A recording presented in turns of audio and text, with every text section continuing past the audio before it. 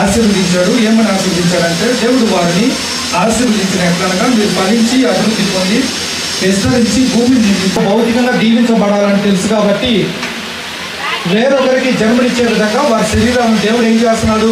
మార్పు చెందిస్తున్నాడు. వివిధ దశలను వారికి ఇస్తున్నాడు. బాల్య దశని, కౌమార దశని, యవ్వన దశని దేవుడు వారిని దీవిస్తున్నాడు. కాబట్టి దేవుడు దీవిస్తేనే మనకు అభివృద్ధి అనేది కలుగుతుంది. అలా గుర్తించినటువంటి సంఘం పేరు కుటుంబం దేవునికి మహిమార్థమై కృతజ్ఞత కోరికను కోరుకుంటాం అనేది జరిగింది. చేశాడంట, మానివేశాడంట. కాబట్టి ఎవరైనా సరే పసిబిడ్డలుగానే మన పిల్లలు ఉండాలని ఎవరైనా కోరుకుంటారంటే కోరుకోరు.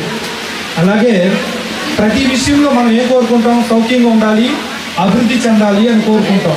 అలాగే దేవుడు ఏం చేశాడంటే పేతురు యొక్క కుమార్తె విషయంలో